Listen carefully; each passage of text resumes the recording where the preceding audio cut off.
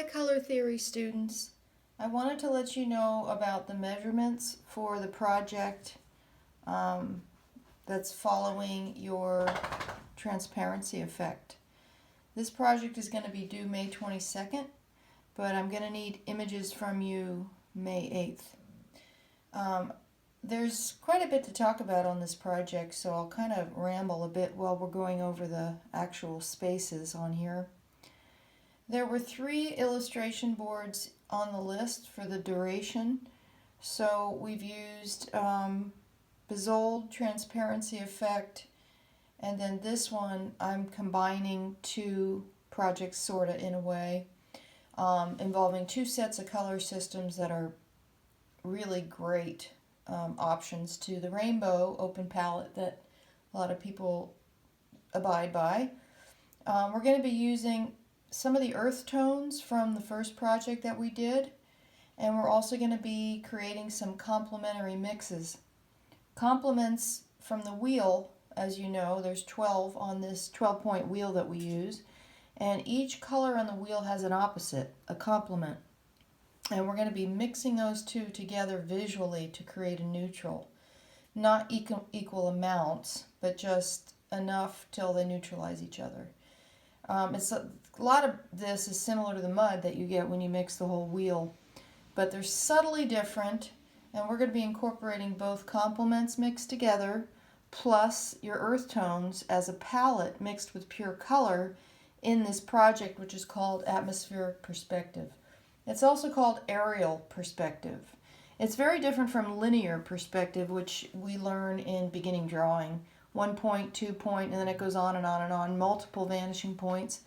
It generally is involving structural things, buildings, furniture, boxes, railroad tracks, docks, things that are structural. Atmospheric perspective is a little more emotional. That's why they call it atmospheric. It's mood, it's space, it's depth, and it's created in a variety of ways. It can incorporate linear perspective like a cityscape, but the whole notion of atmospheric perspective is that things blur in the distance and are very crisp up close. And the standard way to achieve this with color is to use cool colors like blue in the background and warm colors like orange in the foreground, because warm colors tend to come closer to the eye and cool colors tend to recede. It's not always the case. Sometimes artists are able to achieve it by flipping that. But in this case, it's encouraged to use warm in the front, cool in the back. And we're also going to be using mixes of color with these 2 scales, as well as mixing black, white, and gray. So it's a very complex set of colors that you have to work with. And it's a long project. You're going to have until May 22nd, like I said, to finish this. But before then, by the 8th, I'll have you do the measurements here and then fill out the labeling and then mix your scales. That's going to take some time to get those right. You want to get crisp hard edge, good paint consistency as always, and we want to have distinct steps between all of these on the scales. So let's go ahead and look at the measurements. I have it all written out on the module, but it's just hard to write out these sorts of things. It's easier to show it. So I'll go over here and measure this out. So you have your 15 by 20 board, and basically this is a 1/2 inch border all the way around. That's the easiest way to start, is to just do a 1/2 inch border all the way around. And as you know, I know most of you don't have a T-square, so you'll have to use a ruler, unfortunately, even though they get crooked, and just do 2 dots instead of 1, like we did on the first project when we taped it to the edge. You can also use a piece of cardboard to make sure it's not crooked. There's nothing worse than spending a lot of time on a project and then having it be crooked. It's just not good. So we'll want to make sure this is really even. And this part is 1/2 inch. 1/2 inch. And again, you can start out that way and just erase this part, because the center area is 14 by 14. This is going to be the area where you do your pencil drawing of an image that you select that represents aerial perspective. It can be anything that meets those parameters. Most people think about a landscape. You can also do a cityscape, a seascape, a nightscape, a dayscape. Some people even do planetary scapes. As long as you achieve this, it's going to work. And you're going to be inventing your own color scheme. That's why it has to be black and white, because you don't want to be influenced by the local color of a picture. And you can create mood. You can, the main thing is just depth. So 14 by 14 here, and then in between you have ½ inch here, ½ inch here, ½ inch here, ½ inch here, ½ inch here, ½ inch here. The only difference is below and above these scales, because the scales are shorter than the square, it's 1.5 inches. So this is the only kind of weird thing. From here to here is 1.5 inches, 1.5 inches, 1.5 inches. But it's sort of what you're left with when you're done doing this part. These scales are 2 by 12, and each one is going to be divided into 6 sections of 2 by 2. So these are all 2 by 2, 2 by 2, 6 of each. And then we can go ahead and start labeling this. I'll do it with a pen, but it might be easier for you to just kind of write it down as I go, because I'll just make a mess here scrawling things. So this is going to be where you draw your image. Now, since it's a square format, whatever picture you come across, you're going to think about it in terms of a square. If you print it, rather than just look on your phone to draw, you can fold it into a square, the area you want, or when you're on your phone, you can actually crop it into a square and work on it from there, or print it that way. Okay, so this is going to be where we do the drawing, and you're going to do all those things I was talking about to create atmospheric perspective. I wrote in the module that the main thing with this project is you have to have a foreground, a middle ground, and a background. Your goal is to make the foreground look so close to you that you feel like you could touch it. It has to be so close to your eye. And it's going to be a warm hue. And then the color behind it is going to be starting to get a little bit neutral, but not completely. Something like, maybe it's a flower of grass or something like that. And then as you go further back, you're going to start creating a cool temperature. But the idea is to have foreground, middle ground, background. And everything in the front will be warm, bright, crisp, stark lines. You want to have everything in here in the front. Let me move this over. So in atmospheric perspective, the goal is to have foreground, and then you have middle ground, and then you have something really close. It could be like a tree that you're looking through that's very crisp. Or it could be a person sitting here that's really, you can see a big person with their head sitting like that. Whatever. You can put people in it too. Maybe sitting on a hill here. Everything down here is going to be crisp. Everything that sticks out in the front is going to be crisp. And then you're going to start to see the lines get more lost and found as they go back. And then back here you want to add more and more and more and more depth. The idea is things go higher on the plane. You create depth by overlap. So repeated things get smaller, overlap, overlap. Even something like this. If you have a shape like that, and then you have another shape behind it, and then you have another shape behind it, and then you have a smaller shape, da-da-da-da-da, all the way up, you create depth. And then the higher the horizon line, the more depth you create. You don't want a low horizon line. That's why I want to check out your pictures first, because if your picture is too low in terms of horizon line, it's not going to achieve that. You want your horizon line to be way back here, way high.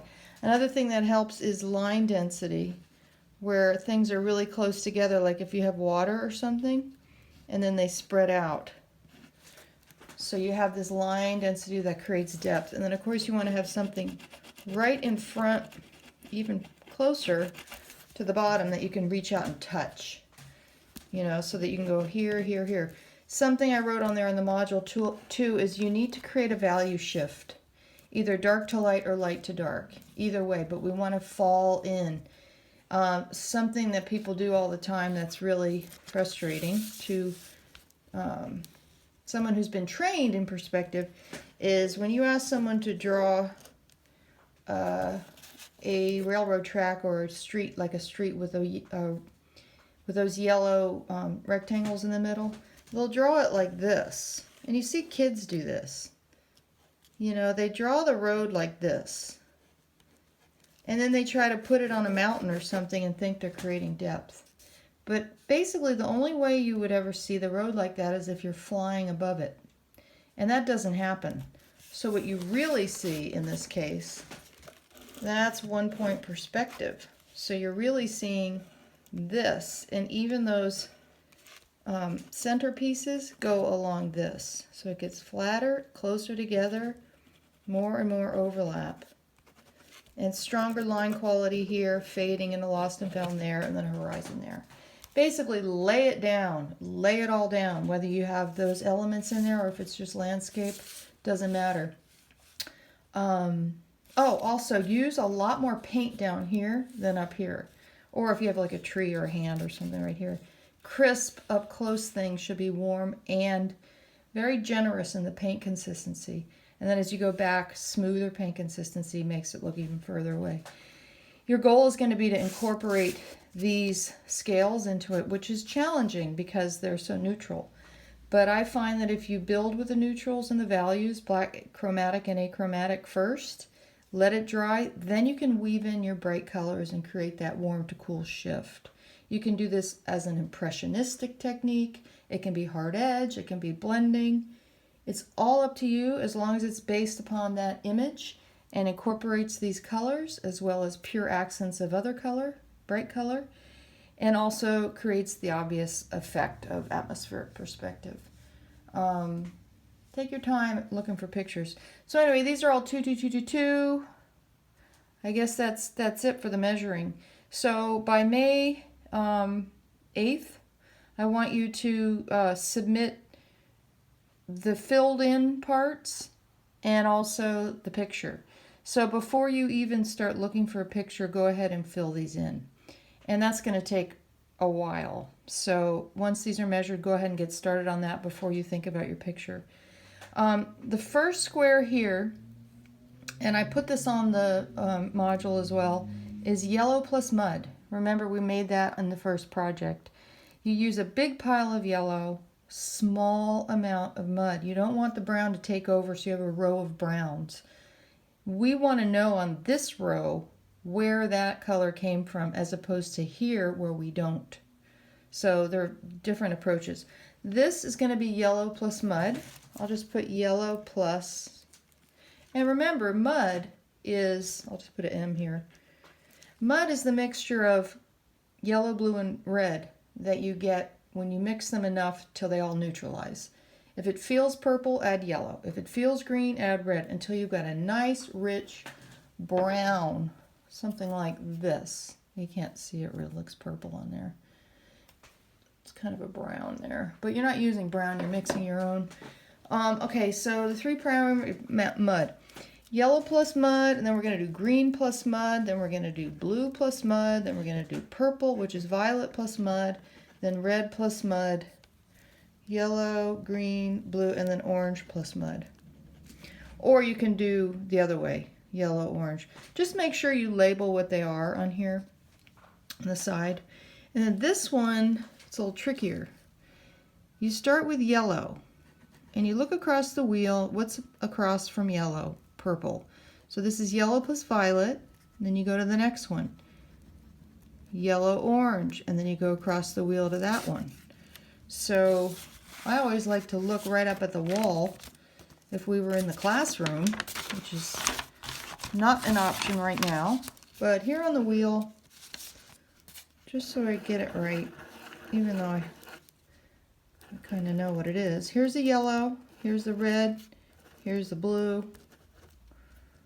And you know, we have our boards of this first project still in the classroom. So yellow, blue, red.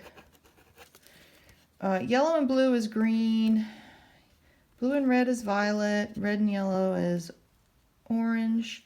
And then we have our tertiaries, yellow, green, blue, green, blue, violet, violet, red, violet,